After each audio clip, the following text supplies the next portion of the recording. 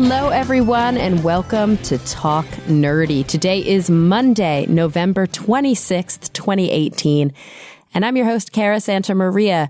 If you're living in the United States, I hope you had a happy Thanksgiving. If you are from the United States and you are living abroad, I hope you had a happy Thanksgiving. If you live in Canada, I hope you had a happy Thanksgiving a couple weeks ago, or maybe it was over a month ago now. I hope you got a chance to eat some good food and be grateful for the things you're grateful for and hang out with your family if you like your family and hang out with your friends if you don't like your family. I had a good one and I am really excited to share this week's episode with you. It's so exciting. But before I do that, I want to thank those of you who made Talk Nerdy possible this week. Remember, Talk Nerdyism will always be 100% free to download, and that's because I heavily rely on support from listeners just like you. If you want to support the show, you can go to patreon.com/talknerdy, like these good folks did, including Rob Schreck, Pedro M. Rosario Barbosa, Phil Tiber, The Zombie Drummer, David J.E. Smith, Jeffrey Perez, Charles Payette, Jafe, Gabriel Felipe Jaramillo Gonzalez, Brian Holden, and of course, Jeffrey Sewell. Thank you all so very much. All right. You can also support the show by visiting my Talk Nerdy store at talknerdymerch.com. I've got lots of cool stuff that's up right now. You know, t-shirts and mugs and hoodies and hats and books. I've got signed books now, you guys. I've got both the Almanac 2019 and the Skeptic's Guide to the Universe book, as well as the children's book, Charlie and the Tortoise. I am offering signed books at the shelf price of those. So you can visit the store and I will sign one, make it out to whomever you would like. What else? I think that's it for business. Let's get into the fun of this show. Now, guys, you may have heard me talk about my favorite new documentary on the show before. It's called Science Fair. If you haven't seen it yet, I highly recommend it. We're going to talk later on in the show about how you can see it. And I was just so thrilled and so honored to have the chance to talk to the directors, the writers, and the producers of the film, Darren Foster and Cristina Costantini. Now, Christina was a science fair kid herself, and she says that this movie really is a love letter to the science fair. It's hilarious. It's really sweet, and it will honestly restore your faith in the future of kind of the globe, because the kids in it are just incredible. So without any further ado, here they are, Cristina Costantini and Darren Foster. Well, Christina, Darren, thank you so much for joining me today. Thanks for having us. Yeah. Okay. So I'm really excited to catch up on all things science fair and to talk about how things are going with the film. But also, first, I just have to gush for a minute about how amazing this film is. I think deep down in my head, I knew I would already like it. I'm the captive audience. I'm already biased towards the subject matter and knew that, it was near and dear to my heart. What surprised me when I saw the screening was that this is not just a documentary celebrating geeky culture and geeky kids doing smart sciencey things, which I'm always going to love, but it actually was so fucking funny. Within the first 30 seconds, you realize the tone of the film is different than you expected. It's really, really funny. So I went to the screening with my boyfriend, who doesn't have any very specific kind of connection to science or science fairs. And after we left, he was like, that was one of the best documentaries I've seen. Oh, it really touched him. Boyfriend now. Yeah, no, but really it touched him in a way. We were laughing our asses off the whole time. There were parts where we were like, I'm a little choked up. Oh, and also I have to say right at the top, something that was like a little Easter egg that I loved is that the woman on stage at the science fair, the Intel Science Fair, who was reading the names of the winners, she was wearing the rainbow dress. That's my best friend, Crystal Dilworth. Oh, get out of here. Yeah. Wait, I almost bought that dress, remember? Yeah, from Shinova. Yeah. I actually bought her that dress. What? That's crazy. We talk about that dress all the time. That's so funny. At first I thought it was balloons, and then I was like, oh. Yeah. No, it's science. Smarter than balloons. Yeah, I have 6 of her dresses. They're amazing. Well, thank her for us because she's amazing. She's so good, right? And she's been on the show before, so anybody listening has heard Crystal talk. She's actually a big science nerd as well. She has her PhD from Caltech in molecular neuroscience. I'm not sure how much she competed in science fairs when she was young because she was homeschooled, but definitely it's something that's near and dear to her heart as well. And so first, I heard through the grapevine, Cristina, that this project is something that was really personal for you because you yourself were a science fair kid. Yeah, that's right. I mean, I did science fair and I did the International Science Fair, which is the fair in our movie 2 years during high school, and it totally changed my life and made me who I am and taught me a lot of important skills, but mostly I became obsessed with the world. It's such a funny, joyful, inspiring little world, and Darren and I are actually investigative journalists. I went into journalism and documentary during college, but I had always had this great gratitude to this world that validated me during the dark years of high school. And so I told Darren about this when we were doing a documentary about fentanyl that was very difficult. And he said immediately he got it and was like, that sounds amazing. Let's go scout in 2016 and let's go see if there are any kids that would make a good subject for documentaries. And we got there and there were about 2,000 kids who'd make good subjects for documentaries. It's an embarrassment of riches. And Darren and I have been drawn to investigative reporting, but we also have a sense of humor. And it was really for us an inspiring, it was, a really good break from the serious stuff that we were doing at the time. So we wanted to celebrate these kids, and it's coming out at a time, we started the movie long before Trump was elected, but it's coming at a time when I think it means something a little bit different. And a movie that celebrates science and women and Muslims and immigrants means something different right now. So, oh my gosh, absolutely. And audiences, I think, have been responding to the joy during these somewhat trying political times. Yes, I think that's putting it lightly for sure.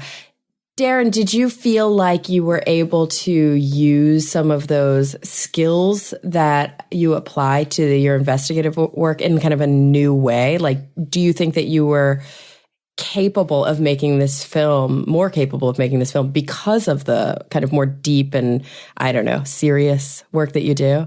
Yeah, I mean, I definitely think, very different subject matter, obviously, but I think what, was really useful just in our background of doing these sort of current affair TV docs is that we can process information really quickly. And so when it came to, we had a very small team to begin with. And so it was mostly Christina and I and our DP, Pete Alton in the field. And so a lot of times we were just like making quick decisions on the fly, pivoting very quickly. And I think, sort of having that background, being able to sort of process information and pivot it was like invaluable in this, because oftentimes, we'd be focusing on the character and then they wouldn't qualify at their local qualifying fair. And then we'd have to find somebody else. And, so definitely, yeah, I mean, I definitely think like all the skills that whatever skills we've developed over the years, like were brought to bear on this project. But the most important one was just like find good characters. And I think we just, like Christina said, it's like the science fair world is just an embarrassment of riches. There's so many amazing kids. Mm-hmm. But because we're such a small team, we could make these like casting decisions on the fly in a 2-second conversation. Yeah. Like we initially thought our movie was going to be all students, but then there was this really amazing teacher named Dr. McCullough from Jericho, New York. And it was basically a 30-second conversation at the fair where we had been looking to follow one of her students for a year. And then basically on the floor at ISAF, Darren, I think you said to me, like, McCullough's our character. And I was like, yes, totally. And because we're such a small team, I think that was, and because of our investigative background, those kinds of decisions could be made so quickly. And yeah. Oh my gosh, she is so loved. Yeah. When she came, I got to go to a screening of the film that was hosted by National Geographic, where a bunch of the kids, a bunch of the characters actually came. And of course they came out on stage after and people like lost their shit.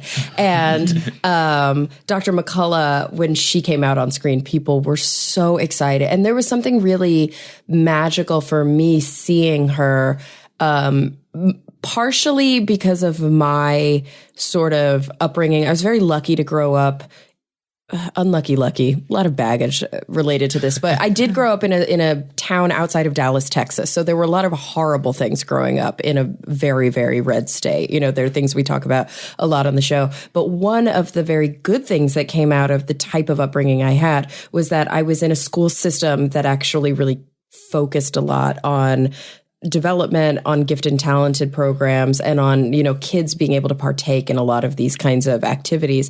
And I had some Dr. McCulloughs, you know what I mean? I look back and say, oh, that was, Miss Wood or Miss Smart or Miss Silva. Like, I remember those teachers and how they really affected me.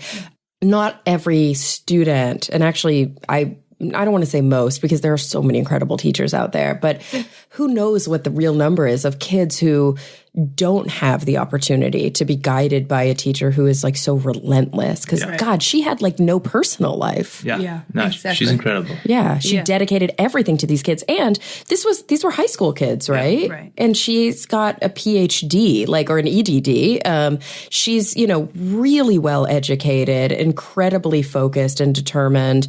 It's talk about an embarrassment of riches of characters. There's an embarrassment of riches for the kids who are lucky enough to be in her classes. Totally. Yeah. And I think, the Dr. McCullough is the exception. And I think we wanted to show that. I mean, she has such an amazing program, and she runs her school's research team like most of America runs their football teams, like very high standards, very high stakes, and very high expectations. And her team consistently wins. But we also wanted to show the inverse of that in a character named Kashfia, who's the only Muslim girl in her huge South Dakota football-obsessed high school. And she can't find anybody to sponsor her science fair project. So she ends up in this very unlikely friendship with the head football coach who knows absolutely nothing about science, but he's just like there to be supportive. And I love him as a model of mentorship. And how you can guide a gifted child without knowing anything about what they're into. And so he's the flip side, of that. And her as a character was just so compelling. And, it's something sensitive when you want to do an interview about a film that you want people to see, because I don't want to give anything away. But there's something about her as a character that is really unassuming, that is she's like a roaring lion sort of inside of a body that you would never, ever, and I don't mean her body actually, but inside of a character that you would never expect to have so much power and excitement and gumption. Because she is very unassuming, I think, both culturally, but also just blanket personality wise. That's just the kind of person she is. And so when you're watching, the amount of potential and honestly, the amount of actual accomplishment that this young girl has with very little support in her institution is overwhelming. And sometimes when you juxtapose a girl like that against kids who basically have every opportunity and everything, kind of handed to them, and they, these characters didn't exist in your film, but we all have met these characters in life where they still continue to just drop the ball and just not take what they're given to heart. It's I don't know, it's that much more powerful, I think, to see her. Yeah, I mean, we met Kashfia on a scouting trip in 2016, and I don't know, we just really fell in love with her, and we saw something in her. She's very quiet, she's very unassuming, she's very shy. But when we were talking to her, there was just something that, I don't think we could articulate at the time. And then, much later, Coach Schmidt articulated. He said exactly what you said. Is like, inside there's a lion. She is, she is, and. So I don't know, I think when we were casting her, we saw something in her. We weren't sure what it was, but the moment she told us that her mentor was the head football coach, that was the moment we decided, let's book the tickets to Brookings and cover her story. And it was great because she winds up being the sort of emotional core of the film. And she's a wonderful, wonderful person doing amazing things. But she's like this tiny hijabi girl who is going to this Midwestern high school full of huge white football players. So she definitely doesn't doesn't fit in. But science fair, what I also love about her story as a former science fair kid is science fair is where she finds her place. And that's very much, it was the case for me. It was like where I found my tribe. I'm from Wisconsin and also sports obsessed high school. But there are other kids in our movie for whom like science fair is that place. It's where they finally fit in. And they're Robbie from West Virginia, all of these kids, science fair means something different to them, but it is very formative for all of them, as it was for me. Absolutely. I mean, there's something too about, and I want to get to Robbie soon because he's much loved, but there's something too about coming back to Kashfia, this idea that when you're making a documentary film, you are telling stories that are unfolding in front of you. And the skill and the artistry of being a documentary filmmaker is couching those stories. It's making sure that you draw out the things that are salient to you. You maybe don't cover the things that would get lost in the weeds. And it's a lot to figure out how to paint a picture of reality in a compelling narrative way. But the cool thing is you don't have to invent these characters. No. They exist. And whereas we live in a time where I think people are more sort of politically divided overtly than they have been historically. Even this morning, I was like avowed for the 50 millionth time to get off of Twitter because there were so many trolls, and noticing all these people who are like the anti-SJW people and the people who are, kind of really getting down on anybody with a sort of liberal or progressive agenda, pro-immigrant agenda, whatever the case may be. What I love about Kashfia's story is that it embodies why people care about this narrative. Right. You know what I mean? Like, it's impossible to watch your film and maintain, I would assume, an overwhelmingly anti-immigrant perspective, unless you have just the amount of like compartmentalization and confirmation bias with capabilities to say, oh, but she's the exception to the rule. Right. Because the truth of the matter is you didn't invent her as a character. She's a real person in life who's representative of so many other incredible people. She's not a caricature. Yeah. Right. Yeah, I mean, we couldn't do a story about science fair, and you can't do a story about science in America without acknowledging the contribution of immigrants. I mean, or without acknowledging the contribution of women. I mean, these are all things that are very organic to the story that we were telling. So yes, Kashfia is an amazing story in her own right, but she's representative of so many people that have contributed so greatly to science. And I think we used to tell ourselves as a nation that we are a melting pot. We open our doors to people, and we want the best and the brightest to come here. And it's only like in the fairly recent years that that's become, something that we look down upon, or something that we say we don't want, challenged. Which is like shooting ourselves in the foot. Like, why would we, talk this way when the history of our country and all the innovation and the progress that we've made as a country has been on the backs of people who have come from, distant shores. That's who we are. So. And I love that in the film,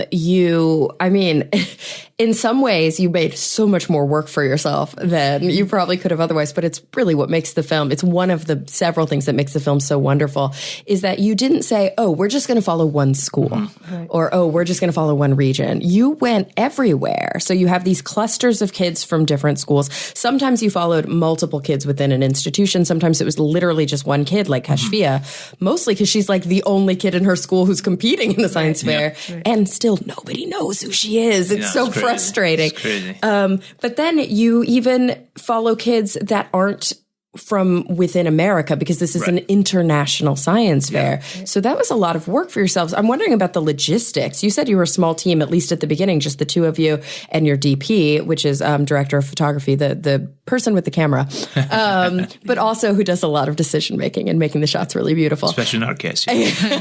But so were there times when your DP was alone in the field? Did you guys split up very often? Like, how did you logistically handle that? Yeah, it was, the casting process was probably the hardest puzzle to crack. But I think, we wanted to show the range of kids that participate in the fair, and that's powerhouse schools, underdogs, international powerhouses, international underdogs, and so we wanted to really show that range. And in order to do that, we had to make a lot of phone calls, a lot of Skype calls. And, I think it helped that I was a former science fair kid. I know how the system works. I know who wins all the time. I know the teams. I think, in the 2016 fair, Darren saw what I have long known, which is that the Brazilians are the loudest team and the most fun team, and their energy is amazing at the science fair. So I think we were drawn to that. And then once we learned that there were these kids from this very poor remote town who are competing with the Zika project. Yeah, working on something that's so close to home. Close to home. They were from the region of Brazil that was hardest hit by the Zika virus, and they had taken it on themselves with just one laptop and a very rudimentary lab to try to research this problem, which is incredible. And so we knew we wanted to do this Brazilian team, but that team, it was different. Sometimes it was just myself and Pete, or you and Pete, but it was 2 or 3 people throughout that whole process. And we traveled around the world, and there are places we went that you don't see, but that didn't make the cut either because the kids didn't qualify, or in some cases the kids were teenagers who had become seniors and promised us that they were doing their science fair projects. And then we showed up to Louisville, Kentucky, and Mukund Venkata Krishna did not do his science fair project. So he actually had designed a science fair project that was not successful because the fatal flaw, it was a fingerprint recognition software, and the fatal flaw was it kept identifying bald men in pictures as thumbs, which is amazing to You love that computer vision, those really simple mistakes it's like that Silicon Valley episode with the hot dog recognition. Exactly. So good. Yeah. That's too funny. But so sometimes kids disqualified themselves from a project. But that's also a few very cool ones who were still mad at Kalyani. You too. That's also so good, though, because it reminds you of when I was getting my master's degree, I was in a neuroscience lab where we were doing primary cell culture. So we would dissect out fetal tissue brain tissue from fetal mice, and then we would dissociate them and lay them down on these little glass plates that had microelectrodes inside of them, and we could record their electrical activity. And I was really into brain damage because I was always been really into psychology. Ultimately, I'm getting my psych degree now. And so I would work with my professor. How can we induce brain damage in these things? We'll figure it out. We'll make an in vitro model for brain damage, and I'll do my thesis on this, and it'll be great. And for the first year of my degree, I tried to induce brain damage in these damn things, and I would hit the plates, and they would crack, and they would break, and the cells were totally resilient, and they never would die. And we realized after months and months and months that it wasn't a viable project. But that's science. Yeah. Right. That happens actually in the lab when you're getting paid to be a real working scientist. Definitely. So it's so cool to see that some of these kids, even though they feel early on intense failures, that they actually may be more resilient if and when they decide to become academic scientists than some of the kids for whom they always win. It always works out. They always make the A+. Yeah. Sometimes that can actually be, I think, a recipe for difficulty when they get to college. And there were a couple characters who I worried about. How are they going to be able to handle college the first time they get a C on a paper or something like that? I don't think any of them are ever going to get a C. No. Except for Robbie. Except for Robbie. Robbie, I have to admit, was he was the star. Other than Dr. McCullough at that screening, there were crowds of people, dozens deep surrounding him. Oh my God. Yeah, he's a rock star. He's a rock star.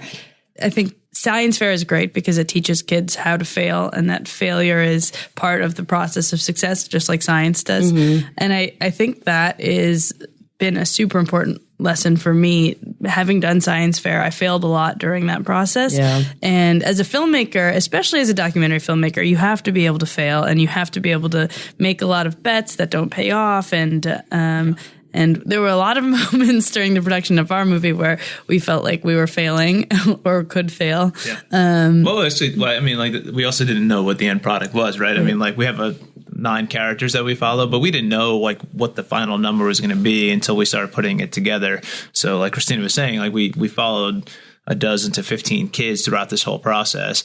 But at the end, it was, we didn't know what the mix was going to be. And it was only in putting it together that we realized, okay, this is the best mix. This is the best order.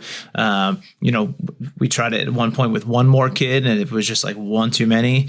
So, you don't really know. And that's, the fun of documentary is that you don't really know where you're going a lot of the times and you just kind of figure it out along the way. There's so much algorithmically that you have to juggle because there's only so much back engineering you can do, right? Once you know who wins in certain categories, you can sort of pull those storylines out if you were lucky enough to be filming them out of thousands of kids. But also, certain stories are going to go to different places and your job is to make there be some sort of rhyme or reason to that. Yeah. But then on top of that, just like having the prescience, the foresight to know what and how many characters can a human mind follow in a film, right? Like you said, one too many. At a certain point, 10. You might go, it's 10, It's 10. Yeah, we might have had too many. Some might say we have too many. I don't think so. I think that you had a really good balance because even if I couldn't remember all of their names during the film, I definitely remembered these core features. You also chose people who juxtaposed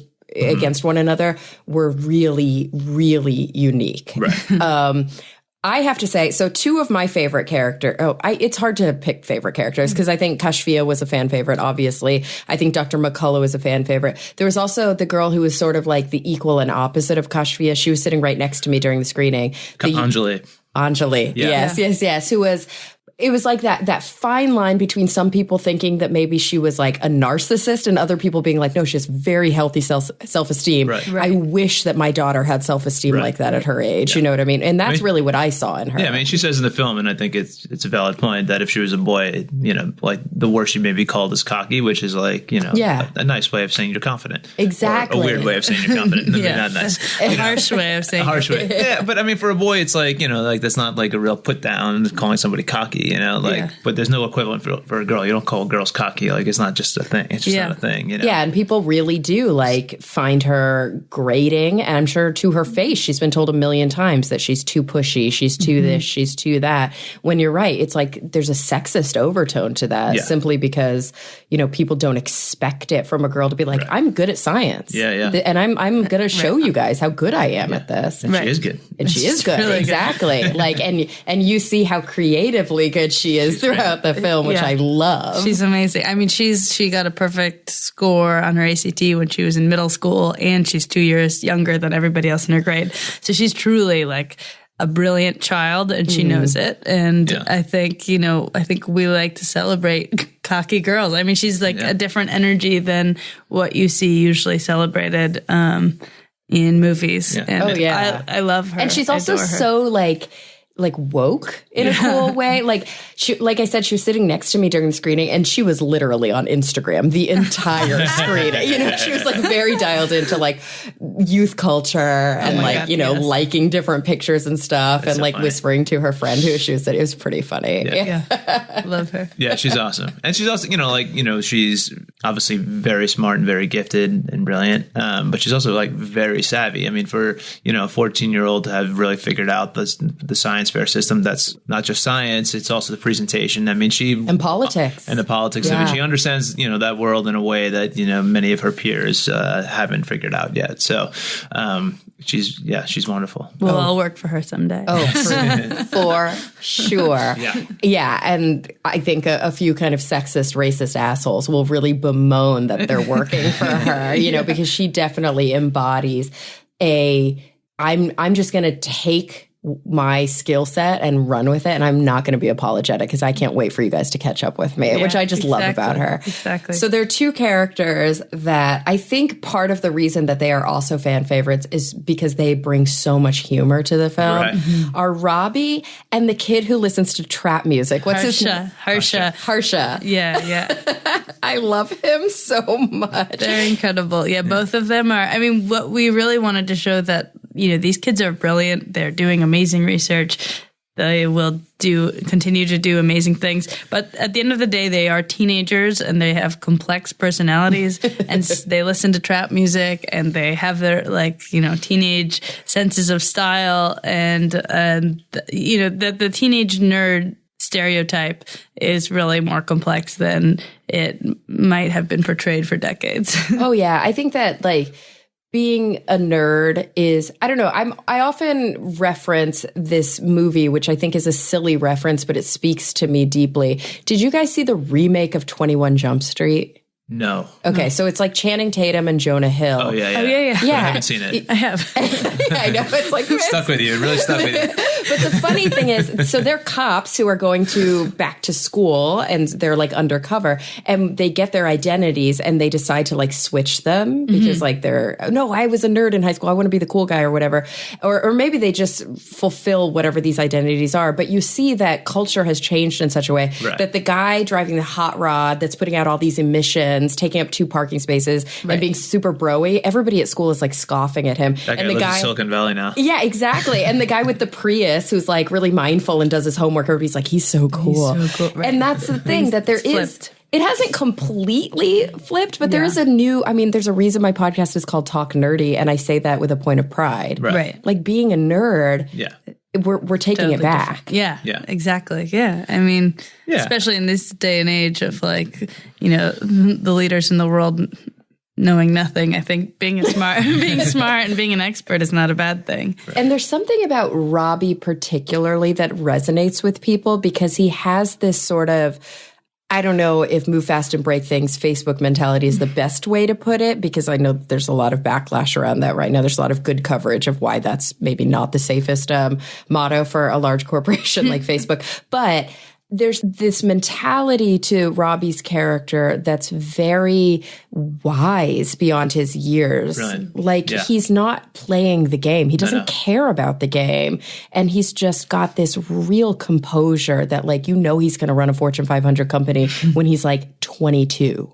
Yeah. I mean, I think what people respond to in Robbie is that he's just so authentically Robbie. I mean, he's like a true original. I mean, I think what fascinated us about him is that, I could literally listen to him talk because he's just got a unique perspective on everything. And he's hilarious. He's very funny, but it comes from just his own unique perspective on he's not everything. Trying. No, he's not trying. He's not trying to be anything but Robbie. And I think people really respond to that because it's authentic, from his style to how he uses his brain. And I think, he's typical of a kid that doesn't fit into the traditional curriculum, especially these days when it's just so rote and teach to the test. That is not going to stimulate him, and he's got his own curiosity. And I think we all would love to just be able to pursue our own curiosity in the way that Robbie does. And obviously he's taken it to amazing places. And isn't he barely passing all of his classes when you guys are filming him? So when we met him, he was failing out of math. But he was funny. We met him in 2016 at the science fair. He was competing in the math category with a prime number theory project that he won awards from the NSA and all these other people for this amazing the Ulan spiral. It was a prime number theory project, but was failing out of math because the educational system just wasn't speaking to him. Yeah. And he went to his math teacher, Mrs. Myers, and asked her what she knew about number theory, and she said, Robbie, why don't you just focus on today's assignment, which was just some very boring algebra problem. And so he just didn't do his homework, he didn't really care, and it was because the one-size-fits-all teaching system didn't serve him. Yeah. And that's another thing, that I love about science fair. This is really a love letter to science fair, if you can't tell. But that's another thing. Science fair allows these kids who are not being served by their school systems to explore and have this self-guided approach to education, which I think is, in my opinion, the best approach to education is kids exploring their curiosities on their own. All right, guys, I want to take a quick break to thank the sponsors of this week's episode, starting with Adagio. And if you are like me, you are a serious classical music fan. And don't get me wrong, I do sometimes love to listen to my local classical radio station, but most of the time, I want to listen to a specific piece of music. And I'm talking a specific composer, a specific chorus or orchestra, and maybe even sometimes a very specific recording. And the only place I've ever found that I can get that kind of specificity is Adagio. They solve the problems of finding the right recording because they offer the best search designed for classical music. And they have high quality streams as well. My favorite is that you can also learn about new music, which I think is pretty important for classical fans.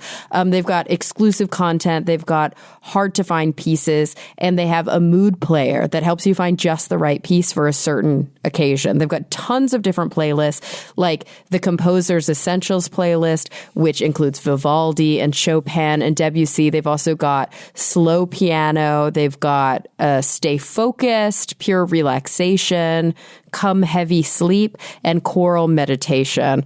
I love them all, and I know that you guys will too. So what are you waiting for? Try Adagio free for 14 days, and then you only pay $9.99 per month when you subscribe. So go to podcast.adagio.com/nerdy. Again, that's podcast.adagio, IDAGIO.com/nerdy for your 14-day free trial. I also want to thank Pimsleur for their support of Talk Nerdy. Pimsleur is the conversational method for learning a new language, and it was developed by Dr. Pimsleur of UCLA and Ohio State. He's an applied linguist and professor, and this method is specifically focused on conversational skills. It's not a language game app. You actually learn by conversing and training your ears to understand native speakers, which of course is the hardest part, but it's the part that we actually need when we're learning a new language. It's incredible. Pimsleur helps you reach an intermediate level in just 30 days. And of course, that's not the end of the language learning journey, but it's pretty cool that within 30 days, you can be an intermediate speaker. 75% of Pimsleur customers actually learn a new language on the go, because you don't have to sit down in front of a computer to do the method. It's totally proven to work for you. It's been used by, everybody, like the Marine Corps, the State Department, Homeland Security, the FBI, the Navy, diplomats, journalists, aid workers, people all over the world. So don't just take my word for it. You can try the full course absolutely free for 7 days. That's risk-free. And you've got nothing to lose by trying, but you have everything to gain: a new language, a new perspective, and a better understanding of other cultures. Guys, don't wait. Go to pimspeaks.com/nerdy right now. That's PIM speaks.com/nerdy to try the full course absolutely free for 7 days risk-free. Once again, that's pimspeaks.com/nerdy. All right, guys, let's get back to the show. It makes you wonder how many kids would have fallen through the cracks without science fair, like in the other direction of what we usually think of when we think of kids falling through the cracks. Right. You know, obviously there's so many, it's a tragedy how many children throughout our country fall through the cracks simply because they're not elevated or motivated or empowered to find their voice. They live in communities where academics are not, reinforced, and they go to schools that, are overburdened, and it's just very sad how many kids don't end up graduating, and, their potential isn't fulfilled. On the flip side of that, you have these kids who have some opportunity, basic opportunity, which is great. But again, they're so, gifted. Yeah. That the academic systems just can't hold them up. Right. And they fall through the cracks the other way. They fail out of school. Right. Which is bananas. Yeah.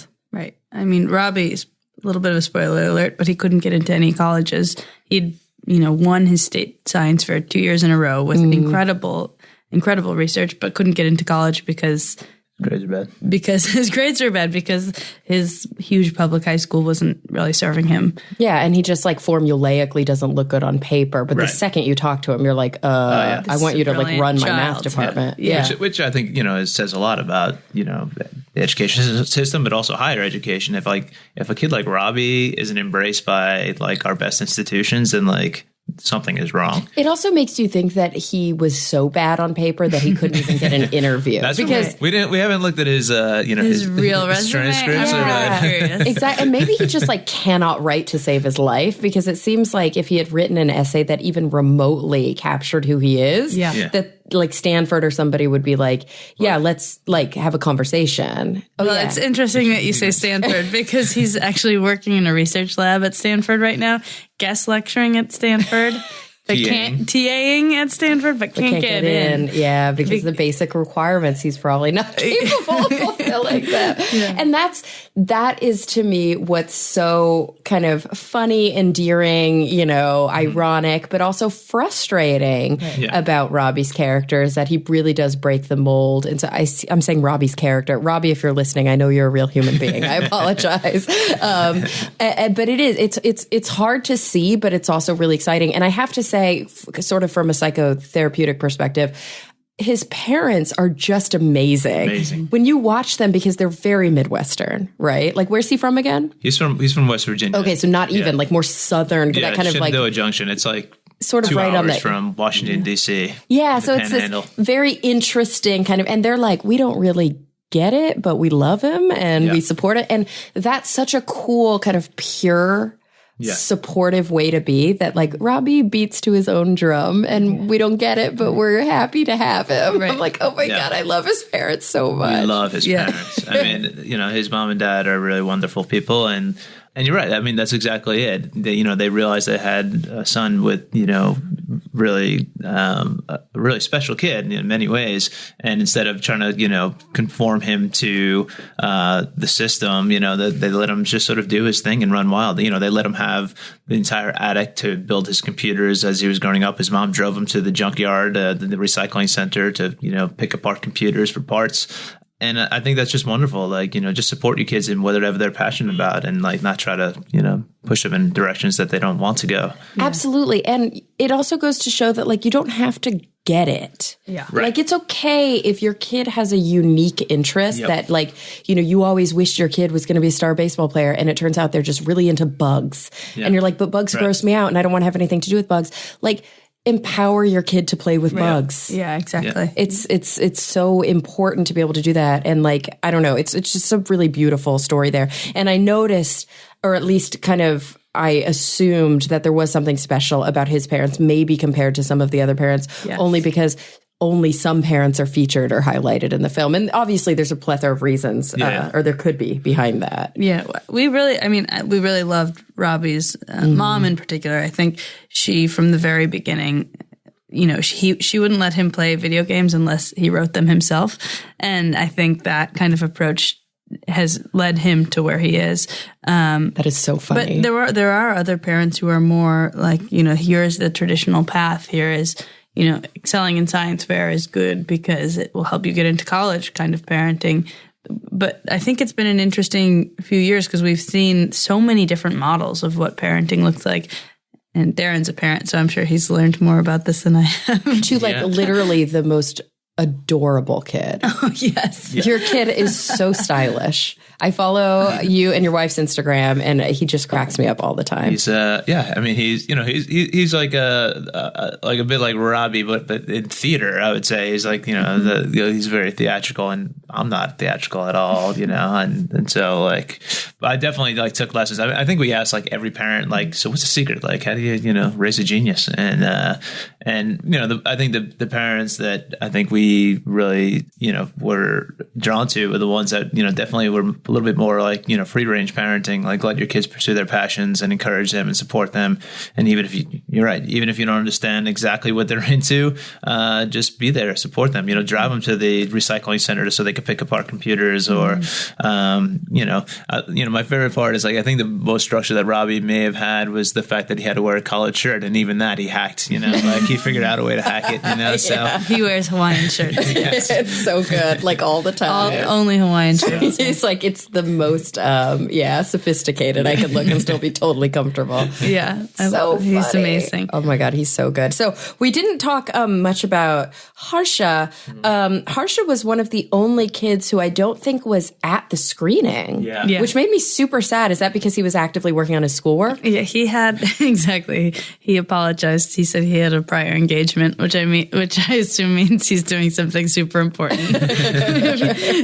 Because for most teenagers, I think flying to LA to hang out with their friends would be the most important engagement. But he's got a lot of these kids are like really onto their own next lives. Like they're way past this movie.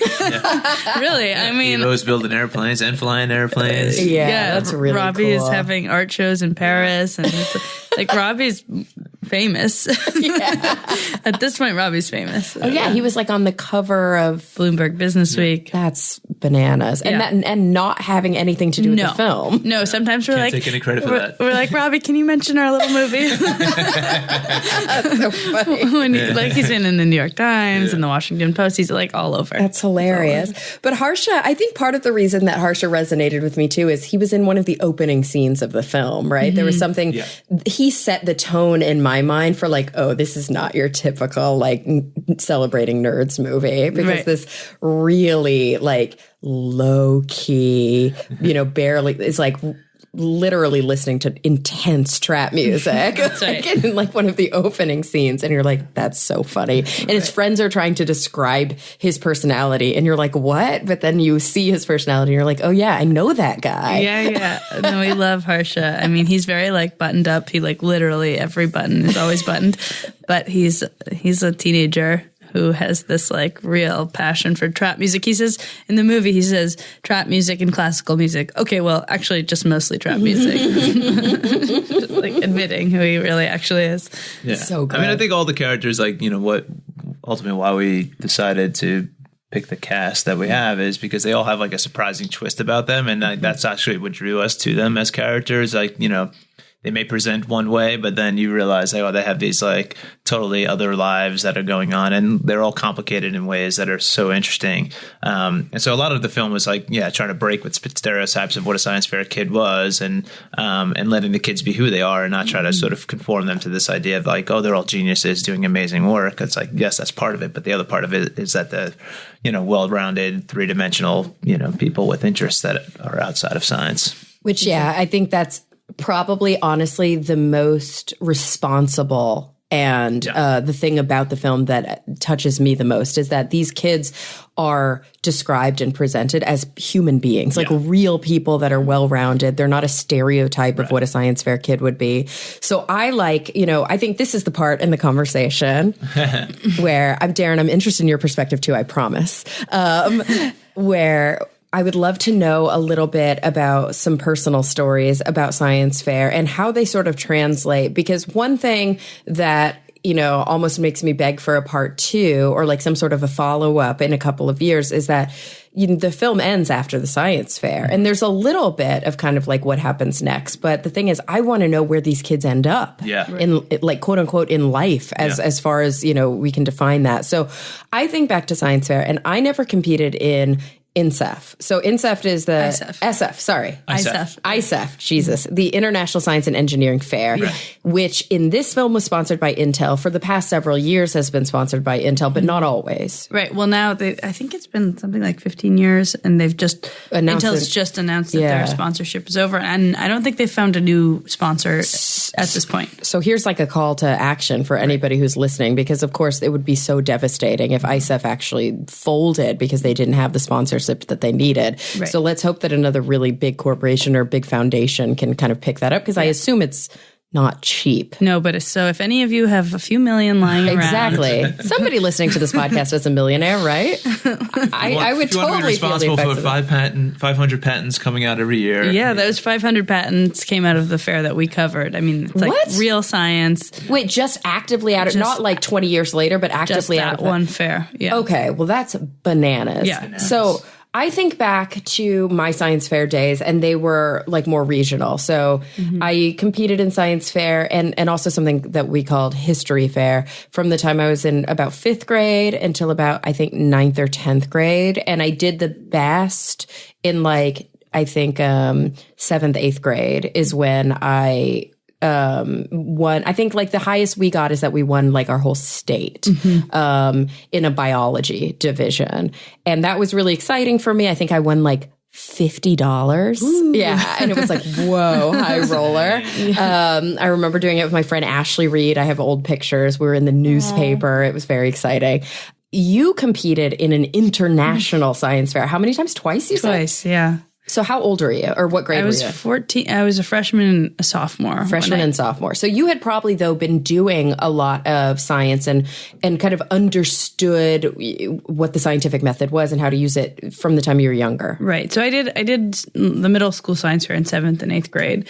And then my freshman year, I competed at my school and then my regional fair, and I made it to the state fair. And as a 14-year-old, I won state, and it was crazy. I was in behavioral science. I did a project about peer pressure and conformity. Nice. I measured individual susceptibility to peer pressure in teenagers. It was very manipulative, and I was flagged by the SRC like the boys are in the movie. Yeah, it's very Milgram of you. Oh my gosh! Oh, believe me, all of my idols were like post World War II, like social scientists like Solomon Asch and like all of that stuff. That was like I would go home and read their stuff and be like, brilliant, brilliant geniuses, Zimbardo. No, but sorry, my stomach is really growling. That's okay. I don't think we picked it up, but if we did, that's quite charming. Sorry. And yeah, so, I did this.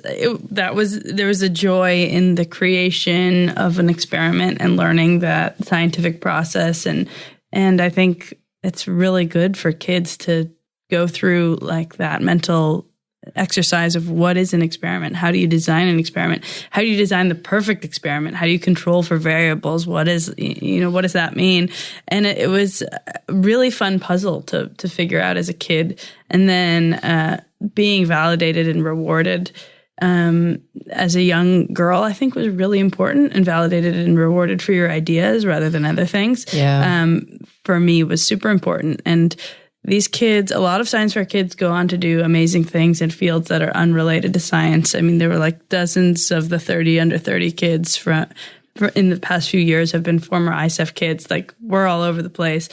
Alexandria Ocasio-Cortez placed second at ISEF. Like, kids from ISEF, I think, learn important skills young that end up translating into important skills as adults. So I always believe like whether or not kids go into science fair can be very important for building that confidence and building all these mental skills very early. Oh, yeah. I think you and I are really aligned in the idea that if you learn the scientific method early, basically what you're learning is critical thinking. You're learning skepticism. You're learning evidence-based thought. Like all of those things serve you in every single field. And you're learning a bit about philosophy as well, which I don't think that academically we reinforce early enough. It's kind of like there are two things that I think that we really F up in our academic system is that we don't teach kids languages early enough in America. It's weird. In almost every other country, they start really young. Here, it's like you take your first foreign language class in 7th grade. Like right when you're finishing, your brain is like too old to start. Yeah, it's so weird. But also, we don't really do enough core curriculum critical thinking skills training, right? So the cool thing is it's sort of built into science, which is why I'm so drawn to it. It's much more than science, right? It's skepticism. It's fluid thinking. It's all of these things. So you said that you competed when you were in 9th and 10th grade, right? Do you feel like your life is different now because you competed? Like, do you feel like there were doors that were open for you? You have perspective shifts? Yeah. I mean, I think just at like on a very base level, I placed at ISEF, and that allowed me to get into a college that I otherwise wouldn't have been able to get into. And that, changed my life. But as you're saying, all of these critical thinking skills, presentation skills, I think a very important skill for me is that young science fair kids have to learn is how do you take something very complicated and break it down and present it in ways that humans understand, which you do constantly. But when you're an investigative journalist, that's a super important skill. Like, how do you take this thing that's super, super complicated and make it watchable and make it interesting and relate it to people's lives? And I think that that is probably the most important skill I've learned from science fair. But yeah, it's changed who I am, and I'm so grateful to the world. And so that's why this love letter exists, I guess. I have to say, it makes me so happy that your experience doing like hard social science within the science fair, ultimately your biggest takeaway is that it improved your storytelling capability. It's so cool. Like, and it again just reinforces what you said earlier, that if you're into science fair, it doesn't mean you have to become a scientist. Right. It's going to serve you in a bunch of different fields. I also love that it sort of busts these myths around there being like right brain people and left brain people, or that girls are better at linguistics and boys are better at, physics and math. Like, it's all bullshit and it's all mixed together. Yeah. And all those skills serve one another. And I think that's a really cool thing about it. Darren, obviously, we've talked a lot to Cristina about her love letter to science fair. Did you have any, involvement when you were young in science fair? So, I mean, I was definitely like more in like the big sort of volcano kind of science fair. Yeah. But I was a huge science kid. I mean, I went to college thinking I was going to be a doctor. I was a bio major. Oh, cool. And so I studied science all my life until after my senior year in college. I started transitioning in college to more doing ecology and stuff like that. I sort of left pre-med behind and started doing more ecology, and I was really into environmental sciences. But then I think through that whole process, then I started getting really into like journalism and storytelling, and I see the same connection too. I mean, like, it's the background in science definitely prepared me for, storytelling. I mean, it's just, I see it go hand in hand, especially as a journalist where you have to sort of like think critically all the time, search for what's, facts and what's true and what's evidence. And, so, I mean, I find the lessons that I learned, doing science, I use it every day, I love that. Yeah. And there's, just that crossover is like, it's so obvious, I think, to those of us who have dipped our toe in both worlds. But for whatever reason, the dogma is that these are two completely separate lanes, and they're just, I know, they're just like, they're not. Yeah. And it's really cool to hear you sort of reinforce that. Yeah. Okay, so gosh, there's so much more that we could talk about, but I'm really interested in, because mostly you guys just have to watch the movie. Like, at this point, like, what else can we tell you? I don't want to give away any more plot lines. What else can we tell you? But I want to know what you guys are into next, because you mentioned that you met or that you worked together on a fentanyl documentary, right? Yeah. Oh my gosh, by the way, just random aside, I just covered on SGU last week the new fentanyl, pill that you put under your tongue. Yeah, I can't remember what it was called, like Dysuvia or something that was like that. Just approved by the FDA. Yes. Yeah. And I mean, like, gosh, we need more opiates now. I know. Now I'm thinking of like your take on that after you've done so much work on the kind of the dark side of it. But anyway, that's neither here nor there. That's a very difficult topic to be covering. And is that the kind of work that you're now diving back into? Like, where's your attention now? I mean, I think the other thing that has been serving us really well is that we don't really have good attention spans. Very short. We're all over the map.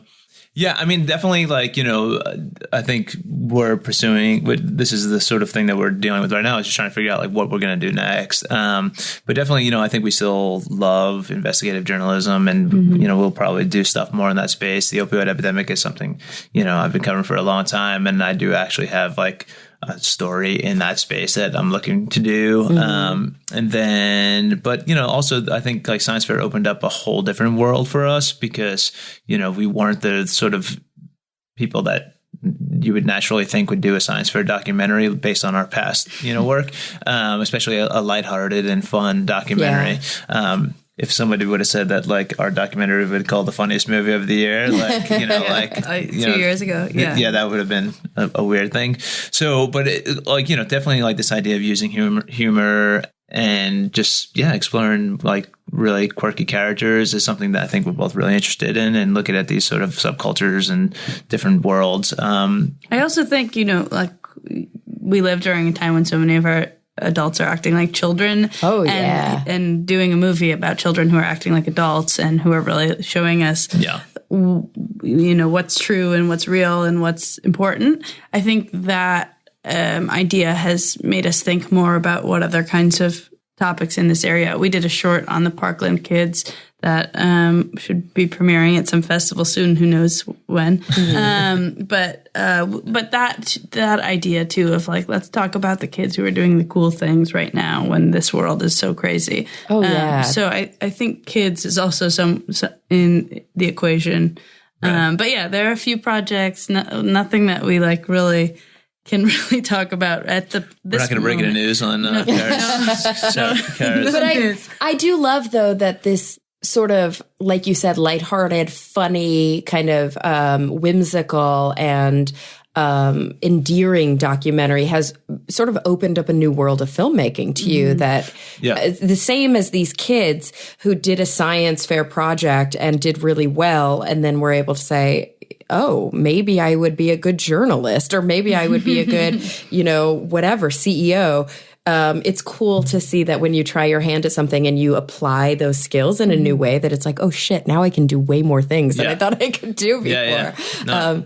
I love to hear that. No, it's funny because now people are approaching us with like all these like kids movies and like funny movies, and we're like, we're trying not to be typecast. We're trying to go in all these other directions now. But you do love documentary. Oh, You love telling real human stories. Yeah, definitely. And there's something, I think probably the number one, like, what do you call it? Like blurb. They're not called blurbs on movies. Are they still called blurbs? Yeah. Okay. The number one review, the line that you keep hearing is that like this film restores our faith in humanity, right? Probably like so many people have said that. And as much as it sounds really cliche, there's a reason that that's echoed over and over and over. So I love the idea, like you said, of telling stories of people who we sometimes forget. They fade into the background when all the news is Trump all the time and devastating wildfires and, Armistice Day and Trump embarrassing himself in front of the global stage and like just all these things happening. And then you're like, oh, there are still people behind the scenes doing fucking awesome stuff. Yeah. The real work. The real work. Exactly. That like makes our cell phones work and that makes, every day be a productive day and that bends sort of the arrow of progress in the right direction. Right. That's important, not just too, but it's more important. And like, thank you for telling those kinds of stories, knowing that they don't always get the most funding. And sometimes you have to do it with a limited crew and a limited budget and be scrappy. Like you guys aren't, millionaires making movies like this. Speak for yourself. But that's I think a misconception that people have a lot of times when they look at Hollywood and they look at glitz and glamour. Oh, but I saw that on a movie. Like an example I often use is that I remember when I got my first electric car, which was a Chevy Spark, and now I've moved on to the Chevy Bolt, which I love, my 100% electric car. And I was shopping around and I made these like charts and graphs comparing all their features, like a nerd would do. And I took it to social media. What car should I get? And it was like, Tesla. Get a Tesla. Why don't you get a Tesla? Get a Tesla. And I was like, I can't fucking afford a Tesla. Like, how do you? And they're like, but you're on TV. It's like, but I'm a correspondent on National Geographic. Right. And I think a lot of people, there's that disconnect when they feel far away from LA. Yeah. Which is fair. Yeah. But I think for the most part, if you're doing nonfiction storytelling, you're making a middle class living or even below that, because a lot of times people are pouring their own money into it and doing these passion projects. And they're, you don't get into documentaries to become rich. Exactly. You do it because you love the storytelling. You care about it. Yeah. And I know documentary crew that, do it almost full time, who basically don't even have apartments because they're in the field so much. Totally. And so they're just living kind of job to job, and they've got a storage unit, and they, can't remember the last time they slept in a bed that they could call their own. Road warriors. Yeah. Oh yeah. Sometimes that was my dream right there. You just described, and I lived it for a little bit. Then I had a kid. And now you got a wife and a kid, and it's finding that balance is important too. But I get it. I love going in the field. It drives me too. So fun. It's so fun.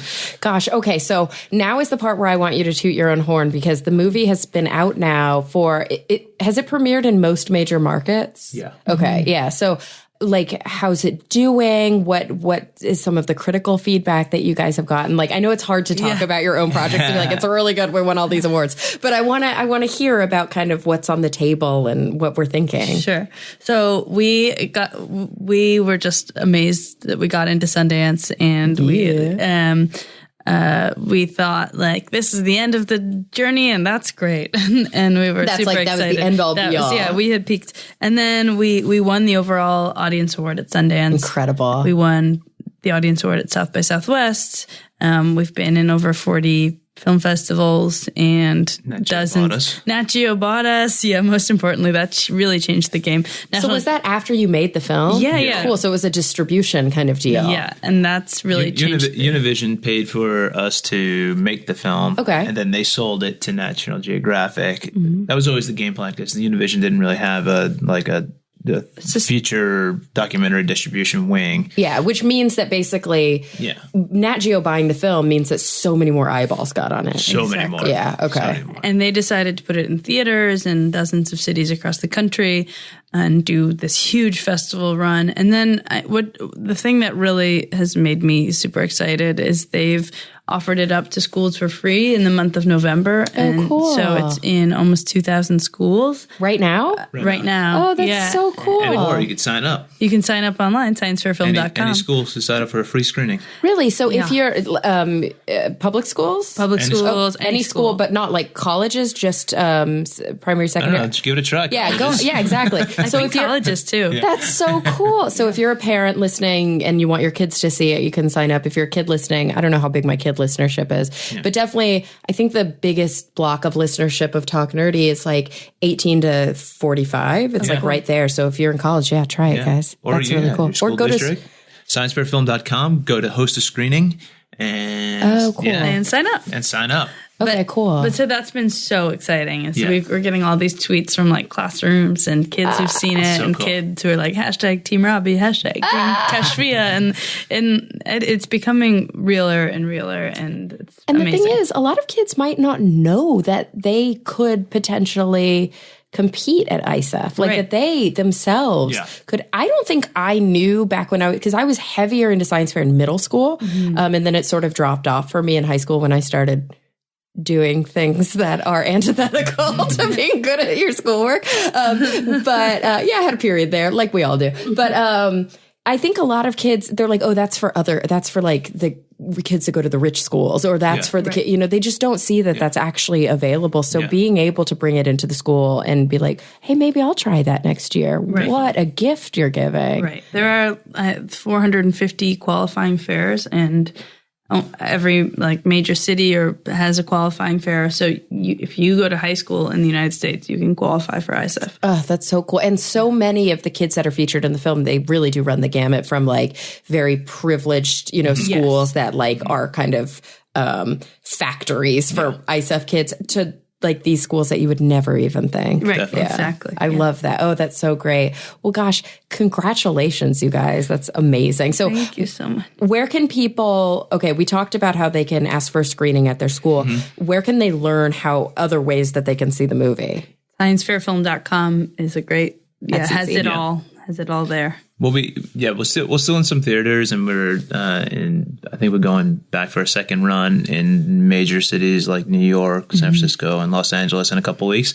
But then in 2019, we're going to be on National Geographic Channel. Oh, great. And streaming platforms. Platforms. Oh, that's really cool. It'll be, wider release soon. So then it'll be everywhere. Sciencefairfilm.com. That's so great. And follow us at ScienceFairFilm on Twitter and Instagram. Okay, cool. So you have an Insta and a Twitter for the film at ScienceFairFilm. But what about your personal ones? How can people say hi to you on social personally? At Costantini. I love that. And at Darren _. Long Island coming out. Sorry. At Darren _Foster. Love it. All right, guys. Well, thank you so much for joining me. This has been so much fun. So much fun. Thank you. Absolutely. Awesome. And everyone listening, thank you for coming back week after week. I'm really looking forward to the next time we all get together to talk nerdy.